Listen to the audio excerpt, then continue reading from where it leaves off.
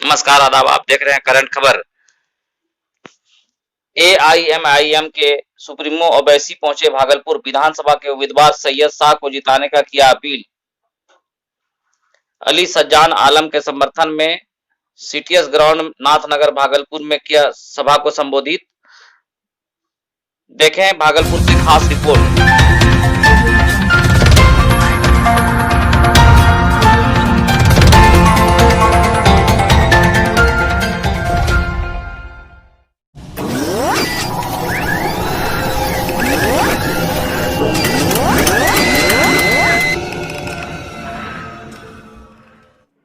नमस्कार जौहर, आप देख रहे हैं करंट खबर। मैं हूं आपके साथ पूजा गुप्ता। चलिए आगे बढ़ते हैं खबरों की ओर। बड़ी बात करते हैं माई कॉम्बिनेशन, MY कॉम्बिनेशन। अरे राजद वालों, तुम MY कॉम्बिनेशन की बात तो करते हो, मगर जो भागलपुर में फसादात में जो मासूम लोगों का जिन्होंने कत्ल किया, जिनके जिस्मों को काट कर उनकी लाशों को चील कब्बों के लिए खेतों में फेंक दिया, तुमने उनके खिलाफ इसलिए एक्शन नहीं लिया राजद वालों क्योंकि तुम्हारे लोग थे, तुम्हारे साथी थे, तुम्हारे चाहने वाले थे। इसीलिए इख्तियार आपने कांग्रेस से राजद को दिया और राजद ने कोई इंसाफ नहीं किया। मेरे अजीज दोस्तों और बुजुर्गों, आप बताइए, हद तो ये हो गई कि कोर्ट ने 16 लोगों को सजा दी, तो नीतीश कुमार के दौर में हाई कोर्ट ने 9 को कोर्ट ने बरी कर दिया। तो क्या नीतीश कुमार ने, जिन पर इल्जाम था इस नरसिंहार का, उनके कोर्ट से बरी होने पर क्या नीतीश कुमार ने सुप्रीम कोर्ट में अर्जी दाखिल की? नहीं दाखिल की। और वो जो एसपी यहां पर था, जिसके नाक के नीचे नरसिंहार हुआ, यही नीतीश कुमार उसको बिहार का डीजीपी बनाते हैं। आप बताइए, हम किससे इंसाफ की उम्मीद रखेंगे? किससे इंसाफ की उम्मीद रखेंगे?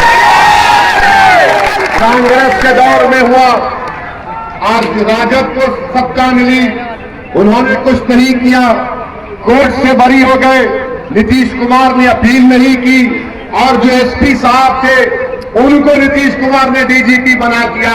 मेरे भाई याद रखो, इस हम्माम में सब नंगे हैं जब अक़लियतों के इंसाफ की बात आती है। अक़लियतों से इंसाफ नहीं करेंगे। हाँ, वोट लेने जब आएंगे कहेंगे MY combination, my combination. Congress बोलेगी कि हम तो वो पार्टी है जिन्होंने आजादी की लड़ाई में हिस्सा लिया था। अरे कांग्रेसियों, तुमसे बड़ा कोई पापी इस देश में नहीं है। तुमसे बड़ा तुमने कितना नुकसान किया सेकुलरिज्म के नाम पर देश में। अगर आज दिल्ली का बादशाह नरेंद्र मोदी बनकर बैठा है तो कांग्रेस की नाहेली और उनके फजूल, उनकी कमजोरियों की वजह से नरेंद्र मोदी मैं भागलपुर की जनता को पैगाम देने आया हूं, ये कांग्रेसी कभी भी किसी के नहीं हो सकते, ये किसी के नहीं हो सकते। मैं जानता हूं, मैं इनका 8-9 साल इनका साथ किया हूं। तो आंध्र प्रदेश, उस वक्त के आंध्र प्रदेश में हम यूपीए में साथ थे, हम देख चुके हैं करीब से इनको किसी से मोहब्बत नहीं।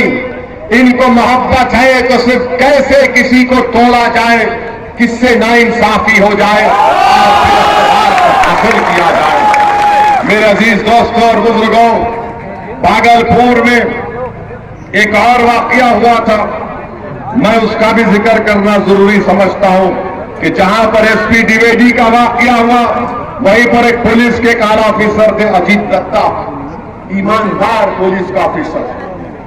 उसका एएसआई ने नरसंहार में हिस्सा लिया तो अजीत दत्ता ने इंक्वायरी करके उसको सस्पेंड कराया और उसको सजा दिलाई। ये क्यों हुआ? क्योंकि है आज भी लोग जो इंसाफ पसंद है। मगर मेरे भाई, अगर आज आप ये समझ रहे हैं, ऐसा आपने बंद कर रहा, बैठ जाओ।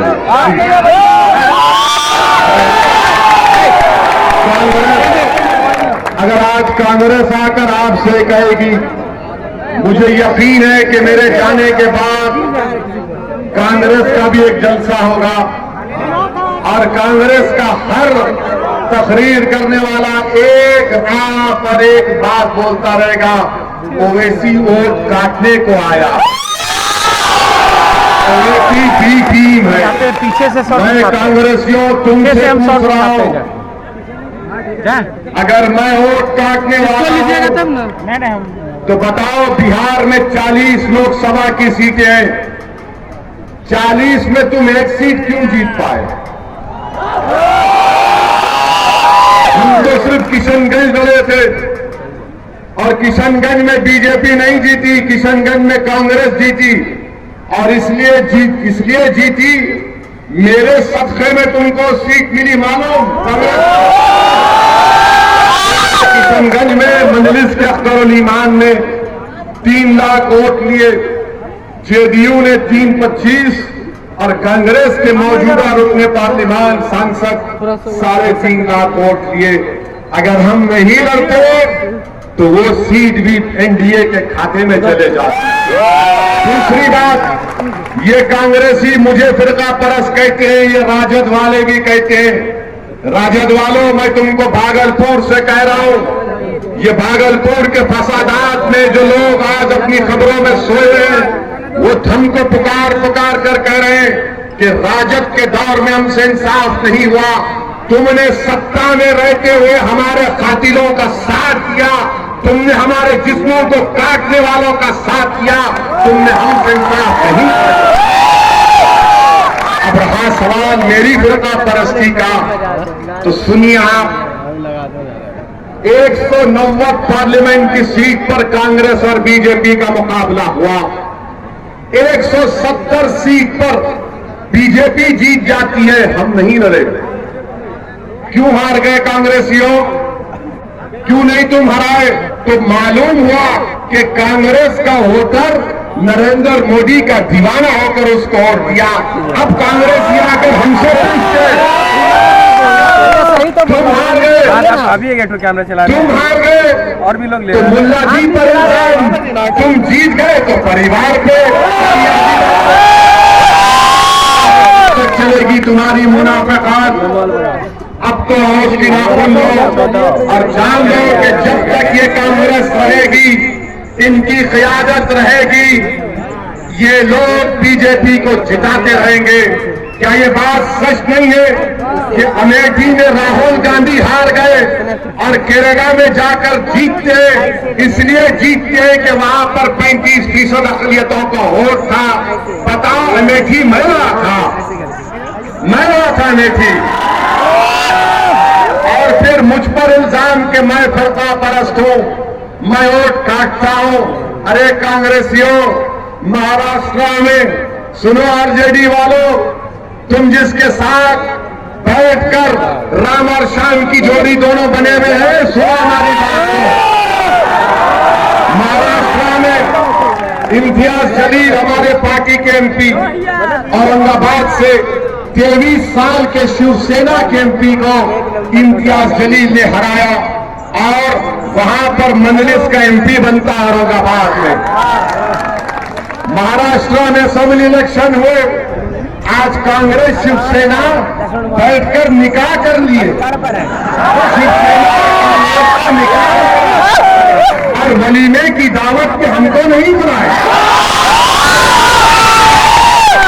ये कौन सा निकाह आपने किया भाई?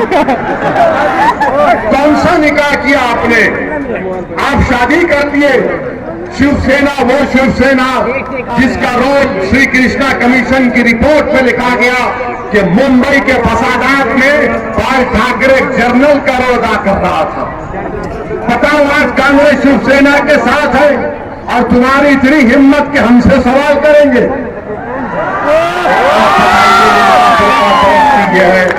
तो कांग्रेस अब नहीं उठने वाली है इंशाअल्लाह ताला। अब कांग्रेस नहीं उठने वाली है, जिनको बैसाखियों से भी नहीं उठा सकती आप। दुनिया का पावरफुल विटामिन लाके भी खिला दो, कांग्रेस नहीं उठने वाली है। महाराष्ट्र में कांग्रेस के एमएलए बीजेपी में भागते हैं, ओवैसी जिम्मेदार। कर्नाटका में भागते हैं, ओवैसी जिम्मेदार। नागालैंड में भागते जिम्मेदार। मध्य प्रदेश में 1 नहीं 18 बार जाते हम जिम्मेदार। अरे कांग्रेसी अगर कोई 50 साल का जिसको नौजवान भी कहते हो, अगर वो शादी नहीं करे तो मैं जिम्मेदार। लोगा नहीं पुकारे ताज्जुद के लिए तो हम जिम्मेदार। हमारे घर में अगर गाय और भैंस दूध ना दे तो हम जिम्मेदार। सुबह में सूरज देर से निकला तो हम जिम्मेदार। बात के जिम्मेदार हम जरूर बनेंगे, तुमको सत्ता से हटाएंगे। ये जिम्मेदारी मैं लेने तैयार हूं, मगर हर चीज की जिम्मेदारी हमारे खाते में। हम गिर जाएंगे, ऐसे मत कीजिए आप लोग। अरे बाद में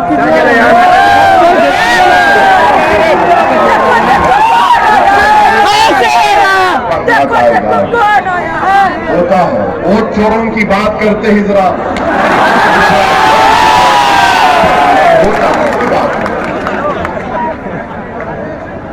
हमको इस लाउड स्पीकर की जरूरत नहीं है, आप हमारी आवाज है। और हम आपसे गुजारिश करने आए हैं, बिहार में आपको एक न्याय नरेंद्र मोदी की सवारी कर रहे हैं। कभी नीतीश कुमार, कभी लोजपा, और नरेंद्र मोदी की पूरी कोशिश ये है कि बिहार में बीजेपी के किसी एक आरएसएस के सहन रखने वाले को बिहार का मुख्यमंत्री बना दिया जाए। और अगर कोई बीजेपी को अपना मुख्यमंत्री बनाने से कोई रोक सकता है तो वह उपेंद्र कुशवाहा का अलायंस, जो बीजेपी को बिहार में अपना मुख्यमंत्री बनाने से रोक सकता है। अगर आप साथ देंगे अपने द्वार और अपने ओर से, ये हकीकत जरूर बनेगी। एक और अहम बात मैं कहकर आपसे रुखसत हो जाऊंगा। मेरे अजीज दोस्तों और बुजुर्गों, एनपीआर एनआरसी का एहतजाज हमने किया था। आप तमाम ने एनआरसी का एहतजाज किया था ना? किया था ना? CAA का किया था ना? कोई राजद कांग्रेस का नेता तुम्हारे साथ था? नहीं, ईमानदारी से डरने की जरूरत नहीं। जब नहीं था, हमारी बका का मसला है, हमारे लिए जिंदगी और मौत का मसला है। एनपीआर एनआरसी सब CAA। जब कांग्रेस और राजद का आदमी नहीं था साथ, हम सर्दी में, रात की कड़ाके की सर्दी में हम भारत के संविधान को बचाने की लड़ाई लड़ रहे थे, भारत को बचाने की लड़ाई लड़ रहे थे। तो राजद का और कांग्रेस का कोई नजर नहीं आया। हमारे लिए बका का मामला इसलिए आसाम की मिसाल दे रहा हूं। आसाम में सुप्रीम कोर्ट ने एनआरसी किया, 20 लोग के नाम, 20 लाख के नाम नहीं आए, जिसमें 5 लाख मुस्लिम थे और 15 लाख हमारे गैर मुस्लिम भाई थे। बीजेपी आसाम में कहती है कि 15 लाख जो हमारे गैर मुस्लिम भाई हैं, उनको CAA के तहत भारत की शहरियत दी जाएगी। और जो 5 लाख मुस्लिम भाइयों के नाम नहीं आए, उनको कह रहे हैं कि तुम कोर्ट में जाकर साबित करो। अगर पूरे भारत देश में CAA एनपीआर एनआरसी होगा, आप याद रखिए, जो